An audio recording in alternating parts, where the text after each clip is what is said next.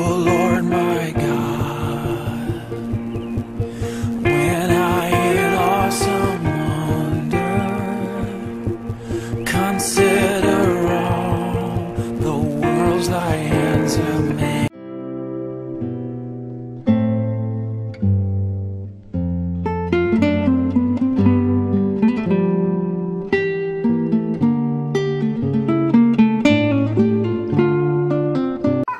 വളരെ അനുഗ്രഹിക്കപ്പെട്ട നല്ല രാത്രി കാലത്തെയോ കർത്താവിനെ നന്ദിയോടുകൂടെ സ്തുതിക്കുന്നു.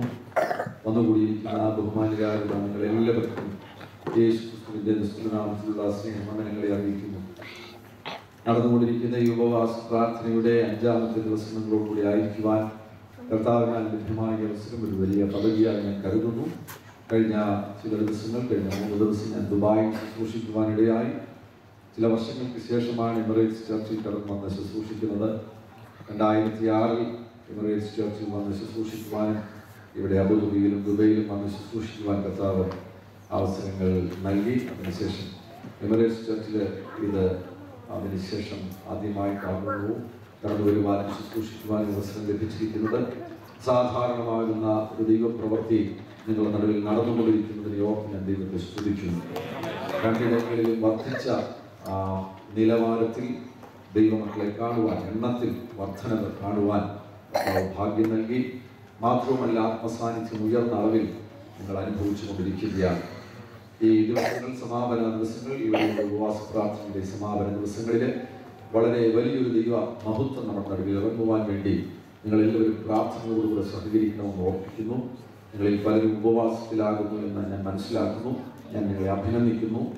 ലഭ്യമാകുന്ന ഈ സന്ദർഭങ്ങളൊക്കെ കർത്താവിൽ നിന്ന് കൂടുതൽ പ്രാപിക്കുവാൻ വേണ്ടിയുള്ള വിശപ്പിനെയും ദാഹത്തെയും നിങ്ങൾ വർദ്ധിപ്പിക്കുന്നത് വളരെ ഉചിതമാകുന്നൊരു കാര്യമാണ്. കാരണം മറ്റെല്ലാറ്റിനേക്കാൾ ഉപരിയായിട്ട് എന്നേക്കും നിലനിൽക്കുന്നത്, നിത്യമായി നിലനിൽക്കുന്നത് ഇതൊക്കെയാണ്.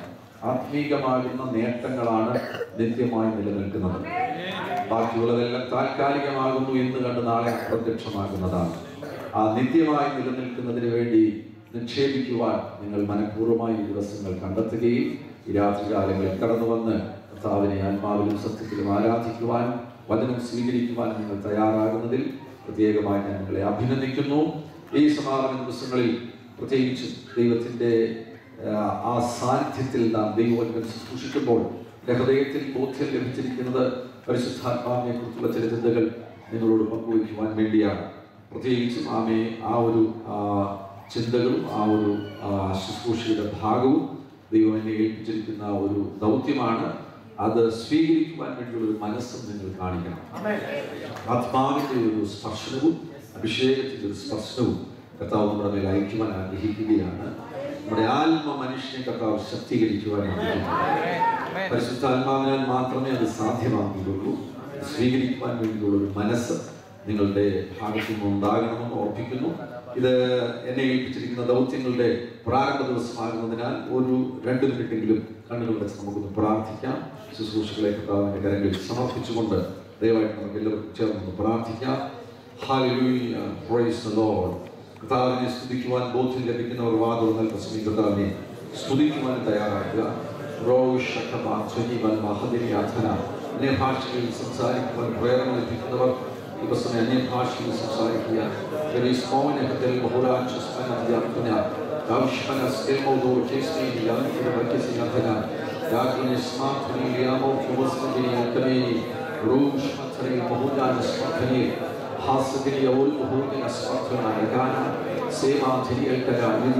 കർത്താവ് നമ്മോട് വചനത്തിലൂടെ സംസാരിക്കുവാനിടവരും, നമ്മുടെ ആത്മ മനുഷ്യനെ ശക്തീകരിക്കുവാനിടവരും, നമ്മുടെ ശരീരത്തെ സൗഖ്യമാക്കുവാനിടവരും,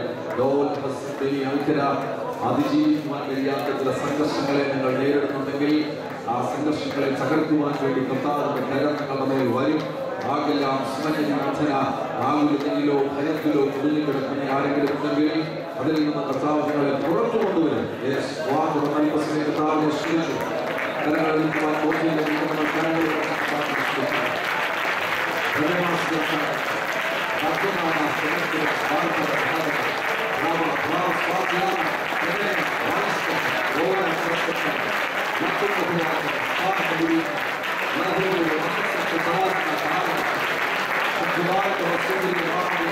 Thank you.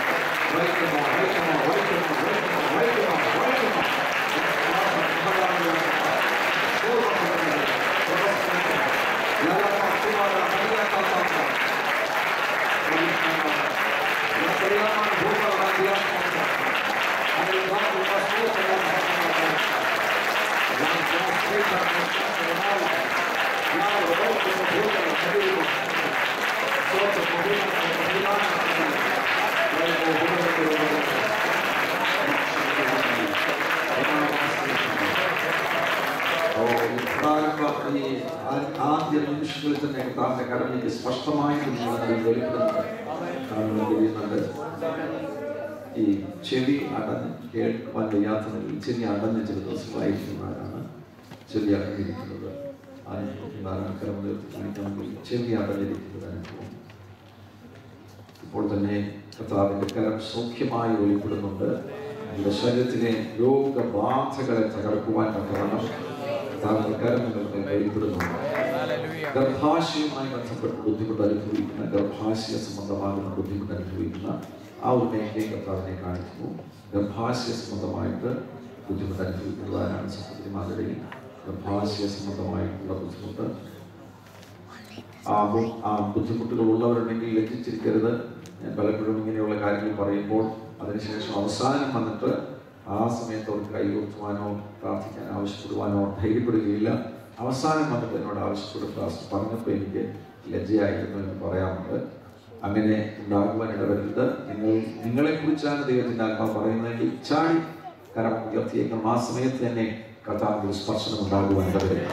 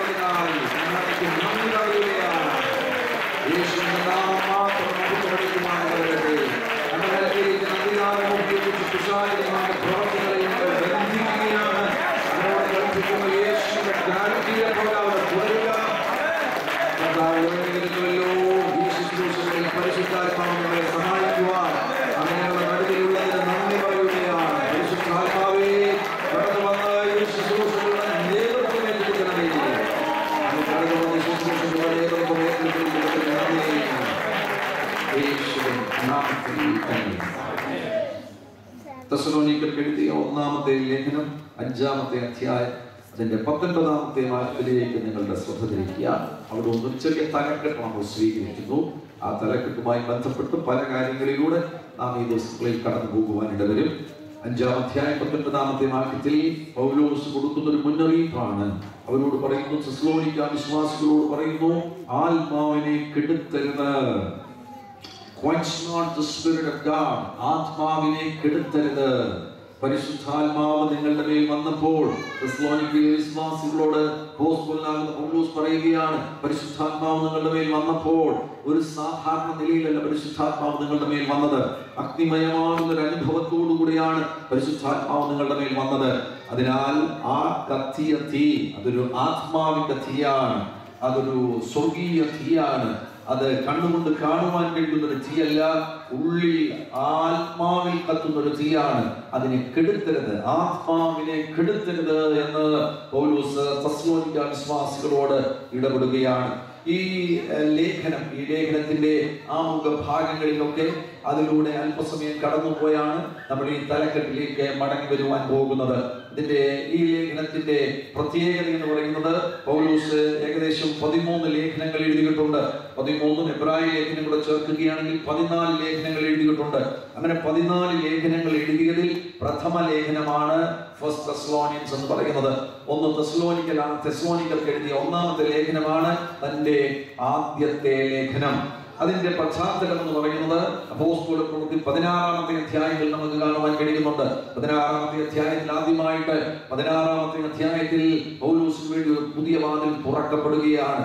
പൗലോസിന്റെ ആഗ്രഹം എന്ന് പറയുന്നത് ആസിയയിൽ ദൈവവചനം പ്രസംഗിക്കണമെന്നായിരുന്നു. അതിൽ തന്നെ എഫെസോസിൽ പോകണമെന്നാണ് പൗലോസ് ആഗ്രഹിച്ചിരുന്നത്. എന്നാൽ കർത്താവ് പറഞ്ഞു, ആസിയയിൽ ദൈവവചനം പ്രസംഗിക്കരുത്. അവിടെ പുതിയൊരു വാതിൽ തുറക്കപ്പെടുവാനിടയായി. മാസിഡോണിയയിലേക്കുള്ള ഒരു വാതിൽ തുറക്കപ്പെടുവാനിടയായി. പൗലോസ് ഫിലിപ്പിയിൽ എത്തിച്ചേർന്നു. ഫിലിപ്പിയിലെ ശുശ്രൂഷയുടെ പരിണിത ഫലമായിട്ട് താൻ ജയിലിലാകുവാനിടയായി. നല്ലതുപോലെ പീഡിപ്പിക്കപ്പെട്ടു. അടുത്ത പ്രഭാതത്തിൽ ജയിൽ പൊളിയപ്പെട്ട് ജയിൽ തുറക്കപ്പെട്ട് അടുത്ത പ്രഭാതത്തിൽ പുറത്തു വന്നു കഴിഞ്ഞപ്പോൾ ഫിലിപ്പിയെ വിട്ട് തന്നെ അടുത്ത സ്ഥലത്തേക്ക് പോവുകയാണ്. അവരുടെയൊക്കെ മനോഭാവം ശ്രദ്ധിക്കുക. സുവിശേഷ സംബന്ധമായിട്ടുള്ള അവരുടെ മനോഭാവം എന്ന് പറഞ്ഞാൽ പ്രതികൂലം വന്നു.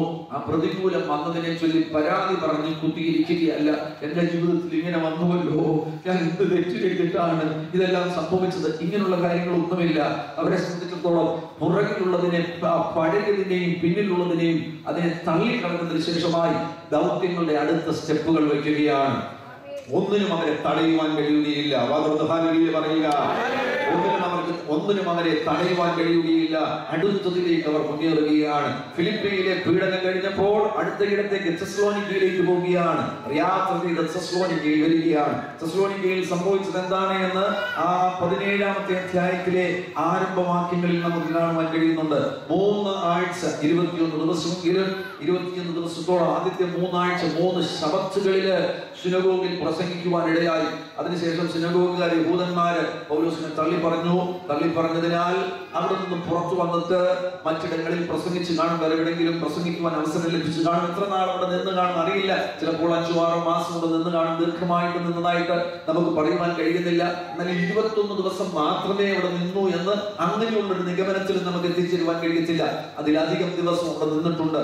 എന്നാൽ ഈ നിന്ന ദിവസങ്ങൾക്കുള്ളിൽ തന്നെ പ്രസംഗത്തിലൂടെ രക്ഷിക്കപ്പെട്ടവർ അവരെല്ലാം ചേർന്ന് ആദ്യമായിട്ടൊരു സഭ അവിടെ സ്ഥാപിതമാകുകയാണ്.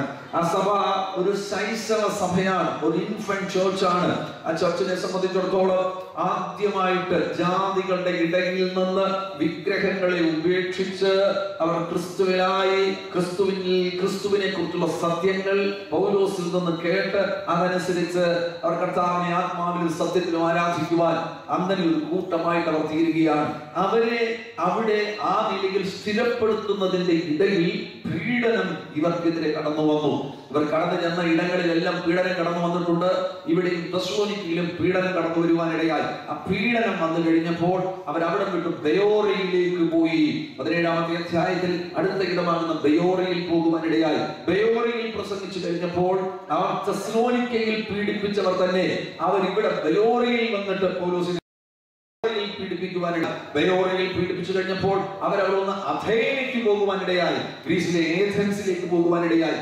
അഥേനയിൽ ചെന്ന് കഴിഞ്ഞ് അവിടെ കുറച്ച് നാളായിരുന്ന സന്ദർഭത്തിൽ പൗലോസിന്റെ ഉള്ളം ചൂടുപിടിക്കുകയാണ്. പ്രധാനമായിട്ടും തെസ്സലോനിക്കയിലെ എന്റെ മക്കൾക്ക് എന്ത് സംഭവിച്ചു, തെസ്സലോനിക്കയിലെ എന്റെ കുഞ്ഞുങ്ങൾക്ക് എന്ത് സംഭവിച്ചു, അങ്ങനെ ഉള്ളിൽ ഒരു വലിയ ആഗ്രഹമുണ്ടായി. തെസ്സലോനിക്കയിലേക്ക് പോകണം, തെസ്സലോനിക്കയിലേക്ക് പോകണം, തെസ്സലോനിക്കയിലേക്ക് പോകണം, ഉള്ളിലുള്ള വിചാരമാണ്. പക്ഷേ ഒന്ന് തെസ്സലോനിക്കർക്ക് ലേഖനം എഴുതുമ്പോൾ പൗലോസ് പറയുകയാണ്, ഞാൻ അങ്ങനെ വിചാരിച്ചുവെങ്കിലും 2 വട്ടം സാത്താൻ എന്നെ തടയുവാനിടയായി. 2 വട്ടം സാത്താൻ എന്നെ തടഞ്ഞതുകൊണ്ട് എനിക്ക് അവിടെ വരുവാൻ കഴിഞ്ഞില്ല. അതാണ് അഥേനയിൽ സംഭവിച്ചത്. അഥേനയിൽ സംഭവിച്ച ആ 2 വട്ടം സാത്താൻ തന്നെ തടഞ്ഞ സന്ദർഭത്തില് 2 വട്ടം പൗലോസിനെ തടഞ്ഞു. ഇവിടെ നിങ്ങൾ ശ്രദ്ധിക്കുക, എഫെസോസിലേക്ക് ആസിയിലേക്ക് പോകാൻ 16-ാമത്തെ അധ്യായത്തിൽ ആഗ്രഹിച്ചപ്പോൾ അവിടെ കർത്താവ് തന്നെ തടയുവാനിടയായി. എന്നാൽ അഥേനയിൽ നിന്ന് തെസ്സലോനിക്കയ്ക്ക് പോകുവാൻ വേണ്ടി പൗലോസ് ആഗ്രഹിച്ചപ്പോൾ പിശാച് തന്നെ തടയുവാനിടയായി. രണ്ടും തിരിച്ചറിയുവാൻ തക്കവണ്ണമുള്ള വെളിപ്പാട് അപ്പോസ്തലനുണ്ടായിരുന്നു. അവൻ കർത്താവ് തടയുന്നത് തിരിച്ചറിയുവാനും സാത്താൻ തടയുന്നത് തിരിച്ചറിയുവാനും. കർത്താവ് തടയുന്നത് തിരിച്ചറിയുകയാണ് എങ്കിൽ കർത്താവ് തടയുന്നത് മനസ്സിലാക്കി അനുസരിക്കുന്നതാണ് നിനക്ക് അനുഗ്രഹം എന്ന് പറയുന്നത്. കാരണം നീ സ്വപ്നം പോലും കണ്ടിട്ടില്ലാത്ത മറ്റൊരു വഴി കർത്താവ് നിനക്ക് വേണ്ടി തുറക്കുവാൻ പോകുകയാണ്. സാത്താൻ തടഞ്ഞ അവന്റെ തടസ്സങ്ങളെ തകർക്കുവാൻ നിനക്ക് അധികാരമുണ്ട്. അതിന്റെ മുൻപിൽ തടസ്സമാ എന്ന് പറഞ്ഞുകൊണ്ട് ഇരിക്കുവാൻ വേണ്ടിയല്ല. പൗലോസിനെ 2 വട്ടം തടഞ്ഞു കഴിഞ്ഞപ്പോൾ പൗലോസിന് മനസ്സിലായി, അങ്ങനെ ഞാൻ ഇവനെ വിട്ടുകൊടുക്കുകയില്ല. ഇവനെ തകർക്കുവാൻ വേണ്ടി ഞാൻ പോകേണ്ട കാര്യമില്ല. എന്റെ കൂടെ നടക്കുന്ന കൊച്ചു പയ്യനായിരുന്ന തിമോത്തിയോസിനെ അയച്ചാൽ മതി. പിശാചേ, എന്റെ തെസ്സലോനിക്കയിലേക്കുള്ള യാത്രയെ നീ തടയുകയാണെങ്കിൽ എന്റെ കൂടെ നടക്കുന്ന കൊച്ചു പയ്യനാകുന്ന തിമോത്തിയോസിനെ ഞാൻ അയച്ച് നിന്റെ കെട്ടുകളെ ഞാൻ പൊട്ടിക്കുവാനുള്ള വരും. പൗലോസ് പോയില്ല.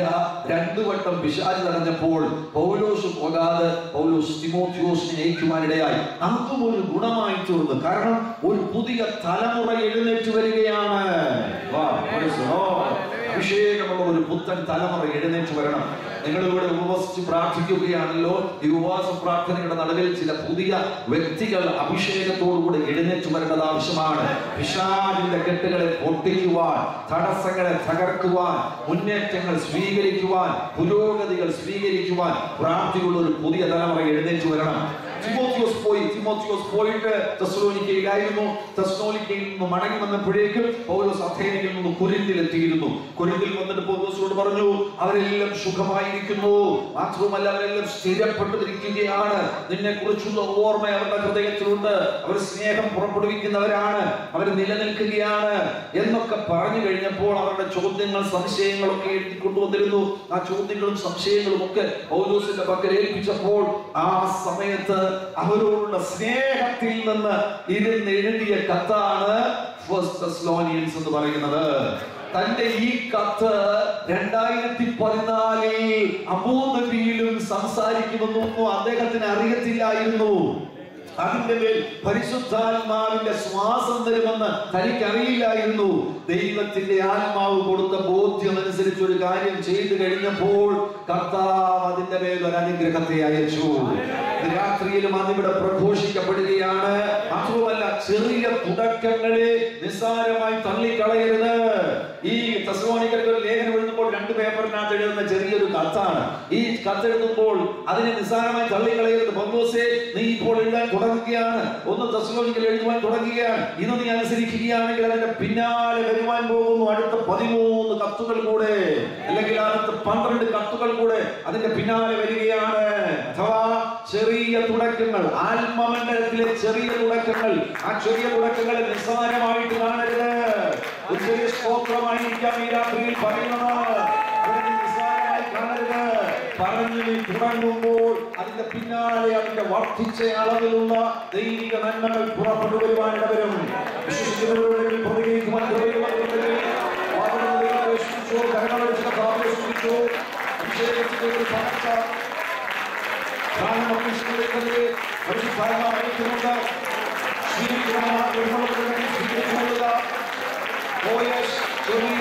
തുടക്കങ്ങൾ, ആത്മാവിനുള്ള ചെറിയ തുടക്കങ്ങൾ, ആരാധനയിലുള്ള ചെറിയ തുടക്കങ്ങൾ, കർത്താവിനെ എടുക്കുന്ന ചെറിയ സ്റ്റെപ്പുകൾ അതിനെ വർദ്ധിപ്പിക്കുവാൻ വിശ്വസനാണ്, അതിനെ വിശാലമാക്കുവാൻ വിശ്വസനാണ്.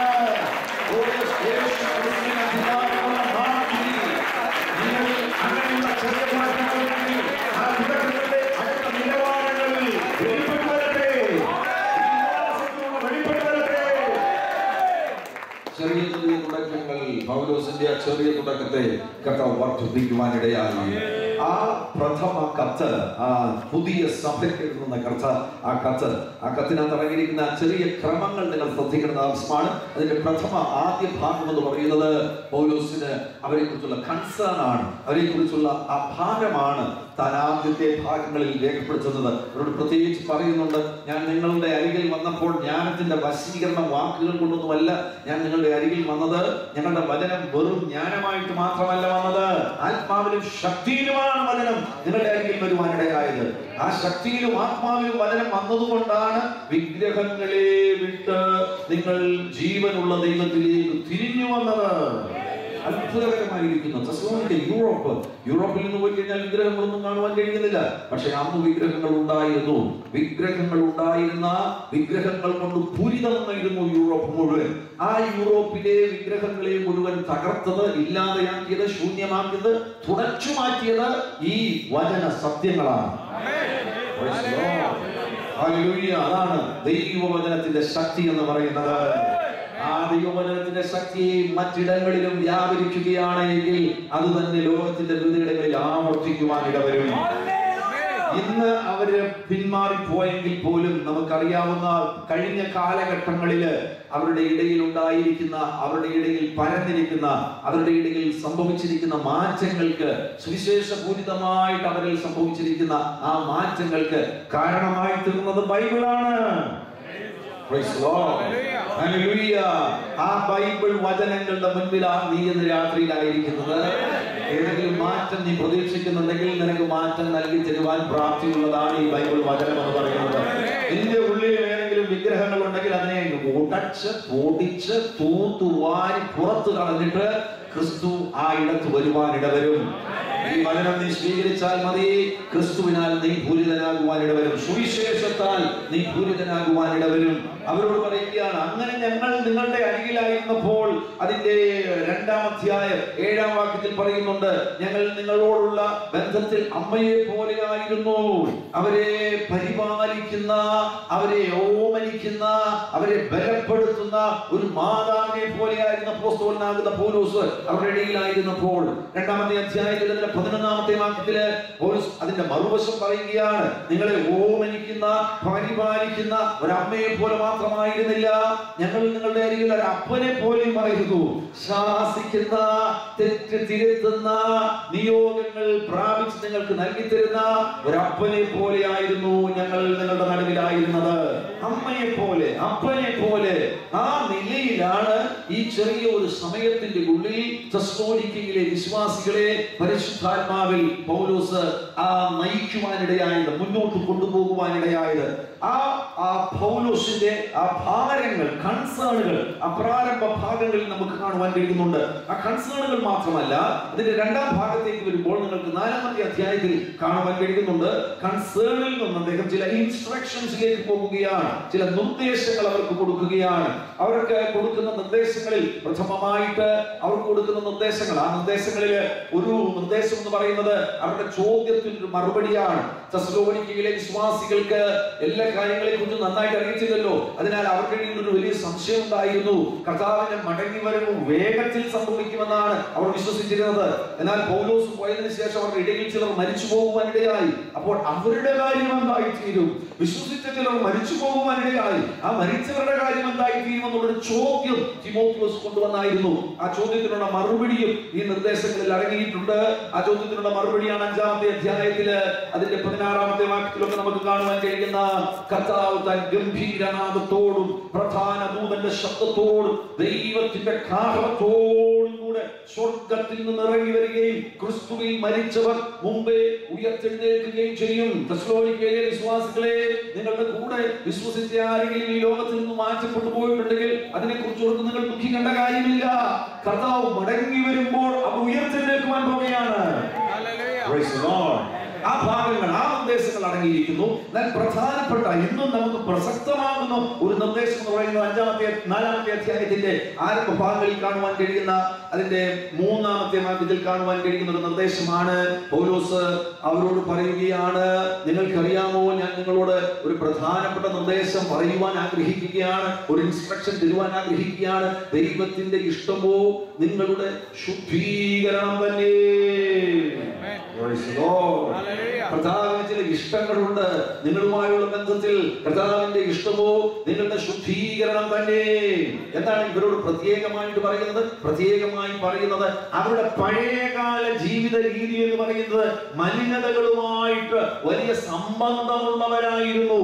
പ്രത്യേകിച്ചും ലൈംഗിക പാപങ്ങളിൽ അവർ കുടുങ്ങിക്കിടന്നവരാണ്. വിഗ്രഹാരാധനയും അതോടൊന്നിച്ച് തന്നെ അവർക്കുള്ള ദേവീ ദേവതകളെ പ്രസാദിപ്പിക്കുവാൻ വേണ്ടി എങ്ങനെയാണ് അന്നുള്ള അവരുടെ ആരാധനാ രീതി, അവരുടെ ദൈവങ്ങളെ പ്രസാദിപ്പിക്കുവാൻ വേണ്ടി കൂടുതൽ പാപം ചെയ്യേണ്ടത് ആവശ്യമാണ്. ദൈവങ്ങളുടെ മുൻപിൽ തന്നെ മലിനമാകുന്ന കാര്യങ്ങൾ ചെയ്യേണ്ടത് ആവശ്യമാണ്. ആ മലിനമാകുന്ന കാര്യങ്ങൾ ചെയ്യുമ്പോൾ അവരുടെ ദൈവങ്ങൾ പ്രസാദിക്കുമായിരുന്നു. അതിൽ തന്നെ പ്രത്യേകിച്ച് ലൈംഗിക പാപങ്ങൾ ചെയ്യുമ്പോൾ അവരുടെ ദൈവങ്ങൾക്ക് വലിയ ഇഷ്ടമായിരുന്നു. അതായിരുന്നു അവർ പിന്തുടർന്നിരുന്ന സമ്പ്രദായം. അതിൽ നിന്നാണ്, ആ ഇരുട്ടിൽ നിന്നാണ് കർത്താവ് അവരെ പൊക്കിയെടുത്ത് ഈ വെളിച്ച രാജ്യത്തിലേക്ക് കൊണ്ടുവന്നത്.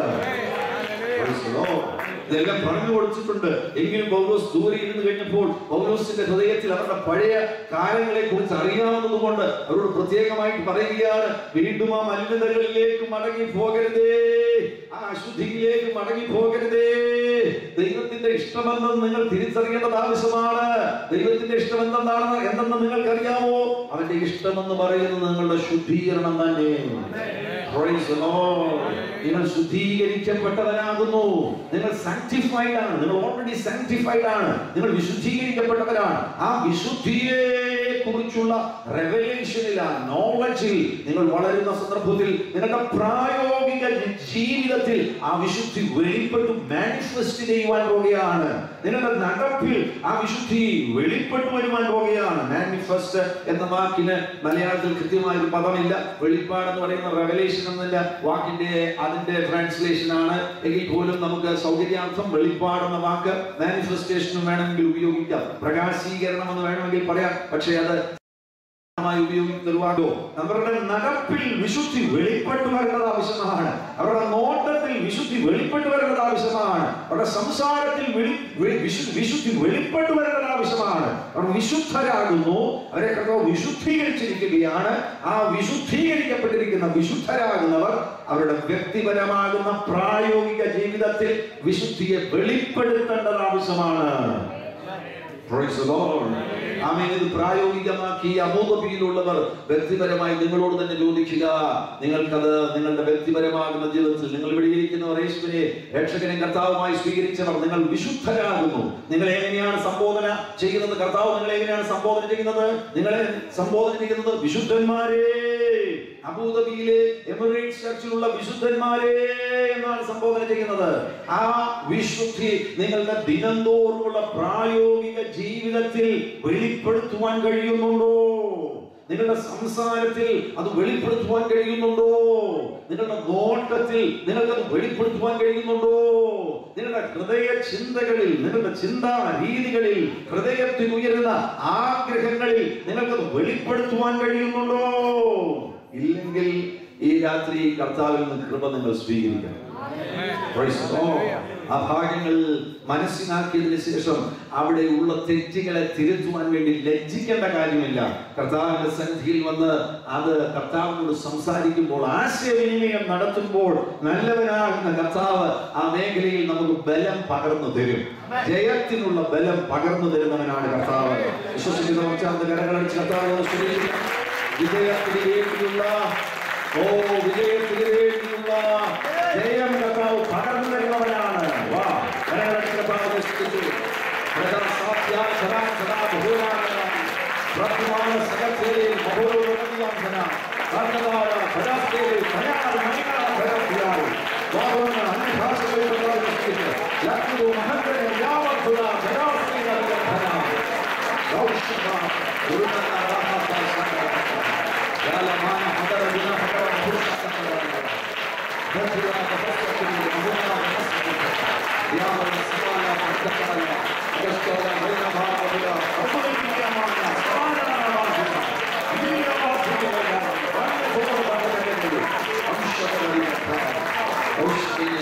നിങ്ങളുടെ ശരീരവുമായി ബന്ധപ്പെട്ട്, നിങ്ങളുടെ പ്രാണനുമായി ബന്ധപ്പെട്ട് ആ സംഘർഷങ്ങൾ നിങ്ങൾ നേരിടുന്നുണ്ടെങ്കിൽ, ഇന്നത്തെ ലോകം എന്ന് പറഞ്ഞു കഴിഞ്ഞാൽ ഭയങ്കര ചതിവുകൾ നിറഞ്ഞൊരു ലോകത്തിലാണ് നമ്മൾ ജീവിക്കുന്നത്. വഞ്ചന നിറഞ്ഞൊരു ലോകത്തിലാണ് നാം ജീവിക്കുന്നത്. വസ്തുലോകം അതിന്റെ എല്ലാ സ്വാധീനങ്ങളും ഉപയോഗിച്ച് ആത്മമണ്ഡലത്തിൽ ഏതെങ്കിലും വെളിപ്പാട് കിട്ടിയവനെ അതിന്റെ പിടിയിലൊതുക്കുവാൻ വേണ്ടി ശ്രമിക്കുന്ന ഒരു ലോകത്തിലാണ് നമ്മൾ ജീവിക്കുന്നത്. Praise the Lord. Hallelujah. അതിൽ നാം സ്വാതന്ത്ര്യം പ്രാപിക്കണം. അതിൽ നിന്ന് നാം സ്വാതന്ത്ര്യം പ്രാപിക്കണം. നമ്മുടെ കുട്ടികളെ നോക്കിയാൽ മതി. കുട്ടികൾ എഴുന്നേറ്റ് കഴിഞ്ഞാൽ, രാവിലെ എഴുന്നേറ്റ് കഴിഞ്ഞാൽ ആദ്യം എന്താണ് അവർ ചെയ്യുന്നത്? ഏതെങ്കിലും ഒരു എക്യുപ്മെന്റിൽ കയറി പിടിക്കുവാൻ ഇടവരും. ഒന്നെങ്കിൽ മൊബൈൽ ഫോണിൽ കയറി പിടിക്കുവാൻ ഇടവരും, അല്ലെങ്കിൽ ഇന്നത്തെ ഏതെങ്കിലും ഒരു പാഡിൽ, ഐപാഡ് പോലുള്ള ഒരു സാധനത്തിൽ കയറി പിടിക്കാൻ ഇടവരും. അതിൽ ഇങ്ങനെ വിരലുകൾ ഓടുകയാണ്, വിരലുകൾ ഇങ്ങനെ ഓടുകയാണ്. നോക്കുക, ആ നിലവാരത്തിൽ മനുഷ്യരെ, ആ വസ്തുക്കൾ മനുഷ്യനെ മുഴുവൻ പിടിച്ചെടുക്കുന്ന, നിനക്ക് ഭാര്യയ്ക്ക് കൊടുക്കാൻ സമയമുണ്ടോ? ഇല്ല. നിന്റെ കൂട്ടുകാർക്ക് കൊടുക്കാൻ സമയമുണ്ടോ? ഇല്ല. ആർക്ക് കൊടുക്കാനാണ് നിനക്ക് കൂടുതൽ സമയമുള്ളത്? വസ്തുക്കൾക്ക്. ഐപാഡിന് കൊടുക്കാൻ സമയമുണ്ട്, ഫോണിന് കൊടുക്കാൻ സമയമുണ്ട്, ടിവിക്ക് കൊടുക്കുവാൻ സമയമുണ്ട്. വസ്തുക്കൾ നിന്റെ ജീവിതത്തെ തട്ടിക്കൊണ്ടുപോകുന്ന ഒരു ചതിവ് നിറഞ്ഞ ലോകത്തിലാണ് നീ ആയിരിക്കുന്നത്.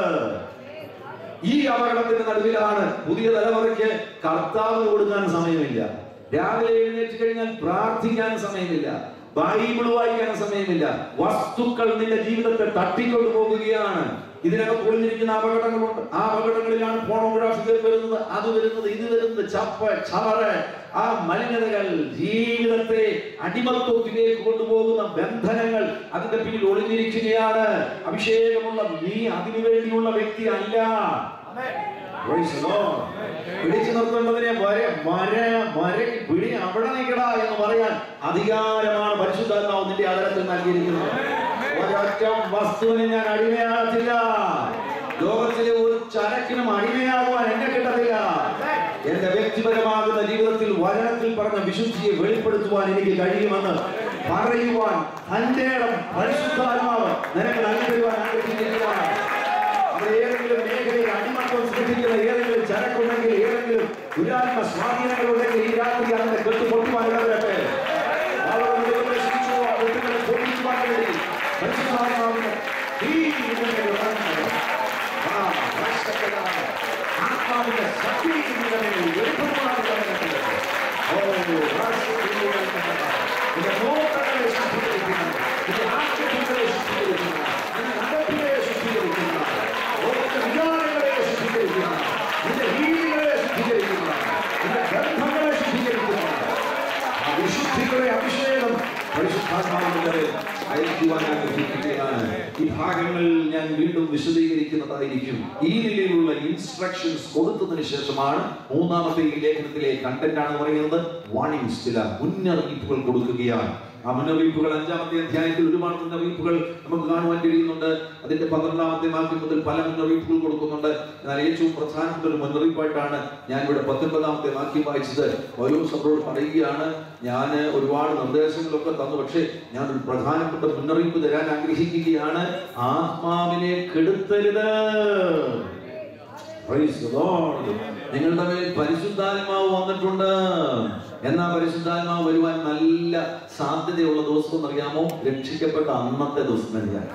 നമുക്കെല്ലാവർക്കും തെറ്റിദ്ധാരണയുണ്ട്. നമ്മുടെയൊക്കെ ചർച്ചകളിൽ ചെന്ന് കഴിഞ്ഞാൽ പാസ്റ്റർ 20 വർഷമായി ഞാൻ അഭിഷേകം പ്രാപിച്ചിട്ടില്ല, ആ ദൈവത്തിന് ഇഷ്ടമുള്ള സമയത്ത് ദൈവമായിരിക്കും, അങ്ങനെ പറഞ്ഞ് വിശാല വരെ ചതിച്ചു വെച്ചിരിക്കുകയാണ്. അവർക്ക് എന്തു തന്നെ അഭിഷേകം പ്രാപിക്കാമായിരുന്നു. രക്ഷിക്കപ്പെട്ട ആ ദിവസം, അല്ലെങ്കിൽ പിന്നെ അപ്പോസ്തല പ്രവൃത്തി 10-ാമത്തെ അധ്യായത്തിൽ കൊർന്നലിയോസിന്റെ വീടിനകത്ത് രക്ഷിക്കപ്പെട്ടവർ ആ നിമിഷത്തിൽ അന്യഭാഷ പറഞ്ഞ് ആരാധിച്ചില്ലേ? വെറുതെ സമയം കളയരുത്. ഇത് 5 കൊല്ലം കഴിഞ്ഞ് 2 കൊല്ലം കഴിഞ്ഞു എന്ന് പറഞ്ഞ് ഇനി കുറെ കൂടെ നന്നായിട്ട് അഭിഷേകം പ്രാപിക്കാൻ വേണ്ടി ഇരിക്കരുത്. ഇന്ന് രാത്രിയിലെങ്കിലും നീ പരിശുദ്ധാത്മാവിനാൽ നടന്നിട്ട് പോകണം. ആത്മാവിന്റെ മേൽ വരുവാനിട വരട്ടെ. തെസ്സലോനിക്കയിലുള്ളവരുടെ മേൽ പരിശുദ്ധാത്മാവ് വന്നു കഴിഞ്ഞപ്പോൾ അത് കേവലം അന്യഭാഷയും പ്രവചനവും മാത്രമല്ല, അതിനപ്പുറത്തേക്ക് പോകുവാനിടയായി അഗ്നിമയമാകുന്ന ഒരു അനുഭവം അവരുടെ മേൽ വെളിപ്പെട്ടു. ആത്മാവിന്റെ ഒരു തീ അവരുടെ മേൽ വെളിപ്പെടുവാനിടയായി. തീയില്ലാത്തവരുണ്ടെങ്കിൽ ഈ ദിവസങ്ങളിൽ നിന്റെ മേലും ആ തീ ഇറങ്ങുവാനിടയായി. എന്നെ പരിശുദ്ധാത്മാവ് കത്തിക്കാൻ പോകുകയാണ്. ആത്മാവിന്റെ ഒരു തീ അവരുടെ മേൽ ഇറങ്ങി. അവരുടെ മേലൊരു ആത്മാവിന്റെ തീ ഇറങ്ങിയത് കൊണ്ടാണ്, പരിശുദ്ധാത്മാവിന്റെ തീ ഇറങ്ങിയത് കൊണ്ടാണ് പൗലോസ് പറയുന്നത്, കത്തിയ തീയെ കെടുത്തരുതേ.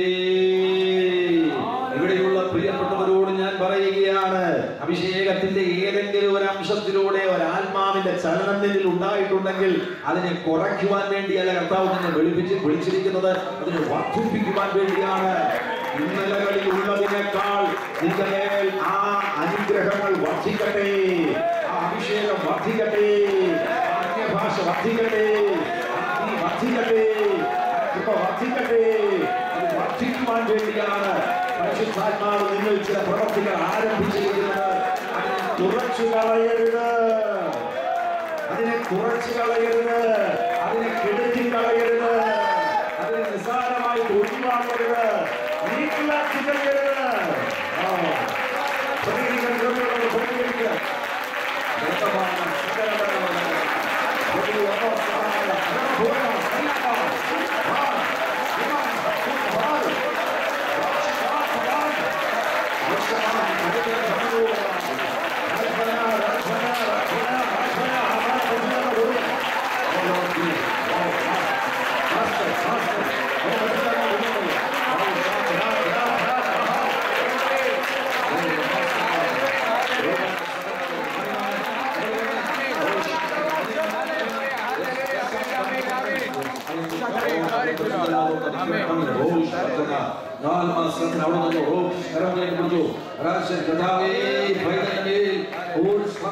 അയക്കുന്നുവല്ലോ. ഏതൊക്കെയോ മേഖലയിൽ സംഭവിക്കുകയാണ്. ഇപ്പോൾ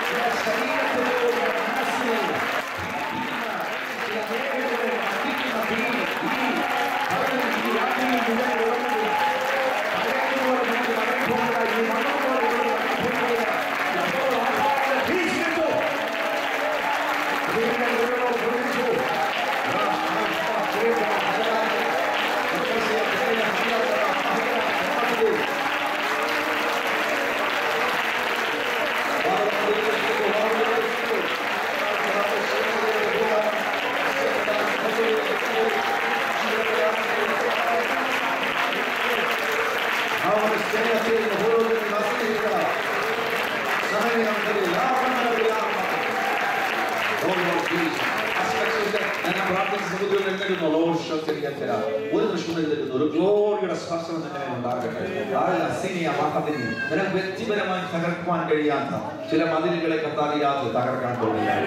ശരിമാവിന്റെ മുന്നിൽ നിൽക്കുന്ന മഹാപർവ്വതത്തെ ശരിമാവിന് സ്വന്തം ശക്തി കൊണ്ട് തകർക്കാൻ കഴിയത്തില്ലല്ലോ. ആത്മാവ് ആവശ്യമാണ്. അത് തന്നെ ഇപ്പൊ നിന്റെ മേൽ സംഭവിക്കുന്നത്. നിനക്ക് തകർക്കുവാൻ കഴിയാത്ത മതിലുകളെ തകർക്കുവാൻ പരിശുദ്ധാത്മാവ് നിന്നെ ഒന്ന് തൊടുകയാണ്.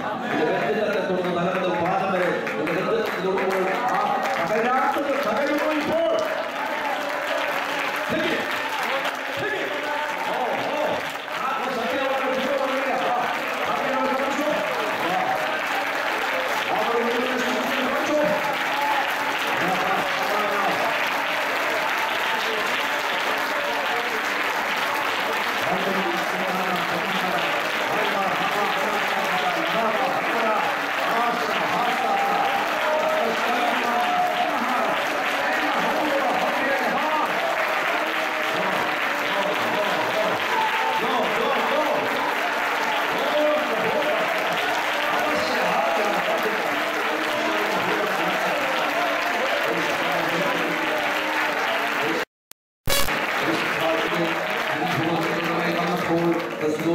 പ്രിയപ്പെട്ടവരെ, അഗ്നിമയമാകുന്ന അനുഭവത്തോടുകൂടിയാണ് പരിശുദ്ധാത്മാവ് നിങ്ങളുടെ മേൽ വന്നത്. അതുകൊണ്ട് ഞാൻ നിങ്ങൾക്ക് ഒരു മുന്നറിയിപ്പ് തരികയാണ്. നിങ്ങളുടെ ഈ ക്രിസ്തീയ ജീവിതയാത്രയിൽ ഇതിൽ കുറഞ്ഞു പോകരുത്. ആത്മാവിനെ കെടുത്തരുത്. ആത്മാവിനെ നിങ്ങൾ കെടുത്തുവാൻ ഇടവരുത്. ആ കത്തുനദിയെ വർദ്ധിപ്പിക്കുവാൻ വേണ്ടി നിങ്ങൾ തയ്യാറാകണം. ഈ അഭിഷേകത്തിന്റെ സ്പർശനം, ഈ അഭിഷേകത്തിന്റെ പ്രത്യേകമായിട്ട് കൂടെ പറഞ്ഞിരിക്കുന്ന അഗ്നിമയമാകുന്ന അനുഭവം, ആ അനുഭവങ്ങൾ ഈ ദിവസങ്ങളിൽ ഇവിടെ ഇരിക്കുന്ന നിങ്ങളുടെ മേൽ കർത്താവ് അയക്കുവാൻ പോവുകയാണ്. അതാണ് ഇവിടെ സംഭവിക്കാൻ പോകുന്നത്. നിങ്ങൾ എത്ര ശ്രമിച്ചിട്ടും നിങ്ങൾക്ക് തകർക്കുവാൻ കഴിയാത്തത് കത്തിപ്പോകുവാൻ ഇടവരും. നിങ്ങൾ പൊട്ടിക്കാൻ ശ്രമിച്ചിട്ടും പൊട്ടാത്തത് പരിശുദ്ധാത്മാവിന്റെ തീവ്രത. അങ്ങനെ ഒരു ഫയർ ഇവിടെ ഇറങ്ങാൻ പോവുകയാണ്. നിങ്ങളുടെ വീട്ടിൽ ആ ഫയർ ഇറങ്ങുവാൻ ഇടവരട്ടെ. ചിലപ്പുറങ്ങളുടെ മേലെ ഫയർ ഇറങ്ങുവാൻ ഇടവരട്ടെ. ജോലിയിൽ ആ ഫയർ ഇറങ്ങുവാൻ ഇടവരട്ടെ. പ്രതികൂലങ്ങളെന്ന് നീ പറയുന്നത് നിനക്ക് വിറകാക്കി മാറ്റാൻ കഴിയും. വിറകാക്കി നീ ഇപ്പോൾ പ്രതികൂലമെന്ന് പറയുന്നത്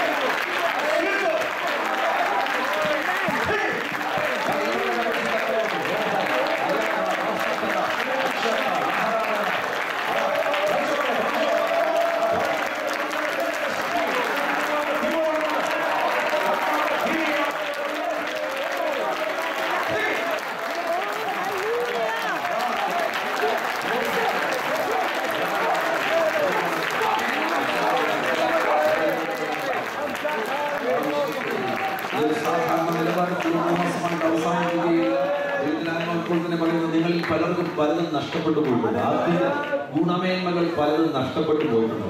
അതിനെ മടക്കി പിടിക്കുന്ന ഉപവാസം മടക്കി പിടിക്കുക മാത്രമല്ല, വർദ്ധിച്ച അളവിൽ അതിൽ വെളിപ്പെടുന്ന നിലവാരത്തിൽ യേശുവിൻ നാമത്തിൽ ഈ മകനെ കർത്താവ് കണ്ടിരിക്കുന്ന പ്രയോജനപ്പെടുവാൻ തക്കവണ്ണമായിട്ട് വീണ്ടും ഒരു സ്പർശനം കൂടെ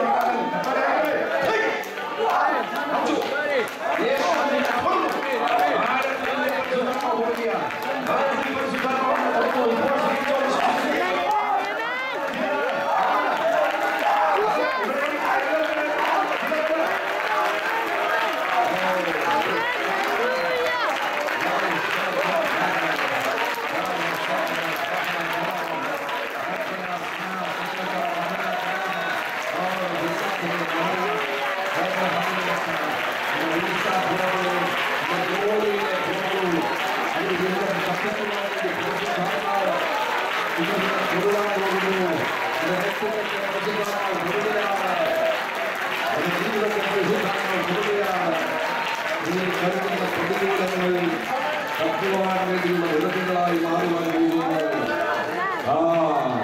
പരിശുദ്ധാത്മാവിന്റെ മേൽ വന്നപ്പോൾ അഗ്നിമയമായ ഒരു അനുഭവത്തെ നിങ്ങൾക്ക് ലഭിച്ചതിനാൽ അതിനെ കെടുത്തിക്കളയരുത് എന്ന് ഇൻസ്ട്രക്ഷൻ, പ്രത്യേകമായിട്ടുള്ള വാണിംഗ് പൗലോസ് തെസ്സലോനിക്ക വിശ്വാസികൾക്ക് കൊടുക്കുകയാണ്. ആ ഭാഗത്താണ് നാം ഈ ദിവസങ്ങളിൽ നിൽക്കുവാൻ പോകുന്നത്.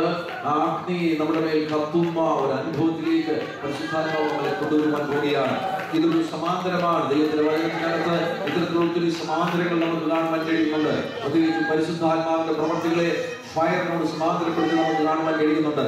ജെനസിസ് മുതൽ റെവലേഷൻ വരെ ആവർത്തിച്ചു വരുന്ന ഒരു ടെർമിനോളജിയാണ് ഫയർ ഫയർ ഫയർ എന്ന് ദൈവത്തിന്റെ വചനത്തിൽ. അത് പ്രത്യേകിച്ച് പരിശുദ്ധാത്മാവിനെ കുറിച്ചുള്ള ബന്ധത്തിൽ പലയിടങ്ങളിലും ആവർത്തിച്ച് പറഞ്ഞിരിക്കുന്നത് നമുക്ക് കാണുവാൻ കഴിയുന്നുണ്ട്. വിശേഷിച്ചും നമുക്കറിയാമല്ലോ ഫയറിന്റെ പ്രത്യേകത എന്താണ്. ഫയർ എല്ലാ ഇടങ്ങളിലും ഉണ്ട്. എവിടെ വേണമെങ്കിലും ഫയർ വെളിപ്പെടുവാൻ ഇടവരും. അടുപ്പിനരികിൽ ഗ്യാസ് ഓൺ ചെയ്യുമ്പോൾ മാത്രമല്ല ഫയർ വെളിപ്പെടുന്നത്. ഫയർ എവിടെ വേണമെങ്കിലും വെളിപ്പെടും. അതുകൊണ്ടാണ് ഇവിടെ ഈ ഫയറിനെ പ്രൊട്ടക്ട് ചെയ്യാൻ വേണ്ടിയുള്ള സാധനങ്ങൾ വെച്ചിരിക്കുന്നത്. കാരണം ഈ വേദിയിൽ വേണമെങ്കിലും ഫയർ വെളിപ്പെടുവാൻ ഇടവരും. എന്തുകൊണ്ട്? ഒരു ഉരസൽ നടക്കുകയാണെങ്കിൽ ഇവിടെ ഇപ്പോൾ തീ കത്തുവാൻ ഇടവരും. രണ്ട് കല്ലെടുത്ത് ഉരസുകയാണെങ്കിൽ ഇവിടെ ഇപ്പോൾ തീ കത്തുവാൻ ഇടവരും. അതേപോലെ തന്നെ പരിശുദ്ധാത്മാവും എല്ലായിടത്തുമുണ്ട്.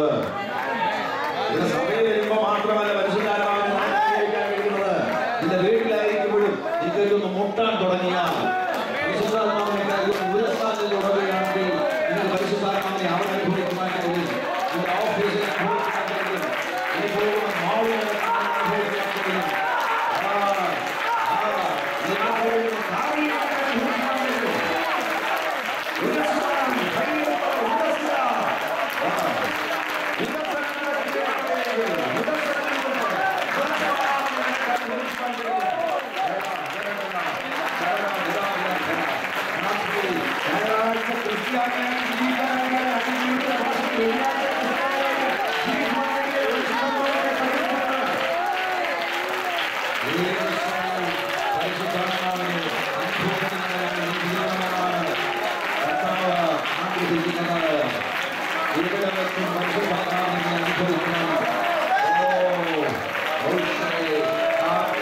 തുടർച്ചയായിട്ടുള്ള ഉരസലിൽ ജീവിക്കണമെന്നാണ് കർത്താവിനെ കുറിച്ച് ആഗ്രഹിക്കുന്നത്. ഞാൻ ആഗ്രഹിക്കട്ടെ, ഒരു വെള്ളിയാഴ്ച ക്രിസ്ത്യാനിയായിട്ട് വെള്ളിയാഴ്ച ഏതെങ്കിലും സമയത്ത് 2 മണിക്കൂർ വന്ന് ഇതേപോലെ ഒരു ഇടത്തിരുന്ന് അനങ്ങാതെ മിണ്ടാതെ ബൈബിൾ പോലും കൊണ്ടുവരാതെ ആരെങ്കിലും ഒന്ന് പ്രസംഗിക്കുന്നത് കേട്ടതിന് ശേഷം ഞാൻ ക്രിസ്ത്യാനിയാണ് എന്ന് പറഞ്ഞ് മടക്കി പോകുവാൻ വേണ്ടി അല്ലേലും നിന്നെ കർത്താവ് രക്ഷിച്ചിരിക്കുന്നത്.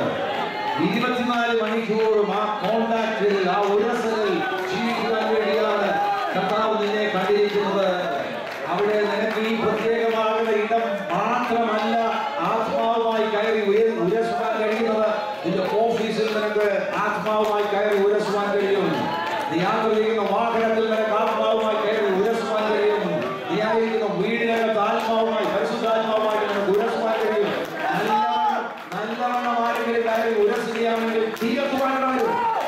എവിടെ വേണമെങ്കിലും തീ കത്തുവാൻ വരും. കത്തിക്കണം, വാഹനത്തിൽ പോയി കത്തിക്കണം.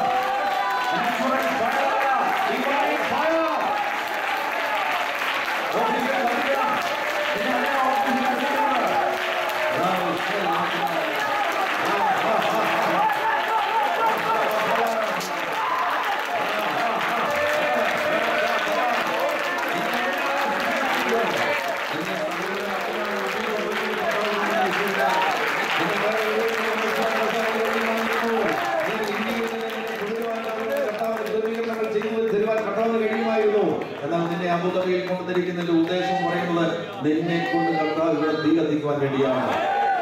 നാച്ചുറൽ ഫയറിനെ കുറിച്ചല്ല ഞാൻ പറയുന്നത്, ഡിവൈൻ ഫയറിനെ കുറിച്ചാണ് പറയുന്നത്. മനുഷ്യന്റെ അകത്തുള്ള സകല ദുരാത്മ കെട്ടുകളെയും കത്തിച്ച് കളയുന്ന ഡിവൈൻ ഫയർ. ഭൂത പ്രേത ബാധകളെ ഭയപ്പെട്ട് ജീവിക്കുന്ന മനുഷ്യനെ സ്വാതന്ത്ര്യത്തിലേക്ക് നയിക്കുന്ന ഡിവൈൻ ഫയർ. രോഗബന്ധനങ്ങളിൽ കുടുങ്ങിക്കിടക്കുന്നതിനുള്ള രോഗബന്ധനങ്ങളെ കത്തിച്ച് കളയുന്ന ഡിവൈൻ ഫയർ. അത് കത്തിക്കാനാണ് നിന്നെ ഇവിടെ കർത്താവ് കൊണ്ടുവന്നിരിക്കുന്നത്. ആ തീയെ കത്തിക്കുവാൻ തക്കവണ്ണം നീ ആഗ്രഹിക്കുന്നുവെങ്കിൽ ഉരസലുകൾക്ക് തയ്യാറാകുക. വ്യാപിയിൽ തന്നെ കൂട്ടിമുട്ടുവാൻ തയ്യാറാകുകയാണെങ്കിൽ പരിശുദ്ധാത്മാവ് കല്ലുമായി കൂട്ടിമുട്ടിയാൽ നാച്ചുറൽ ഫയർ വരും. തീപ്പെട്ടിക്കോല് ആ തീപ്പെട്ടിയുടെ ഭാഗത്തുള്ള ആ പ്രത്യേകമാകുന്ന വസ്തുവായിട്ട് ഉരസുമ്പോൾ നാച്ചുറൽ ഫയർ ഉണ്ടാകുവാൻ വരും. അഭിഷേകമുള്ള ഒരു ദൈവവൈതൽ പരിശുദ്ധ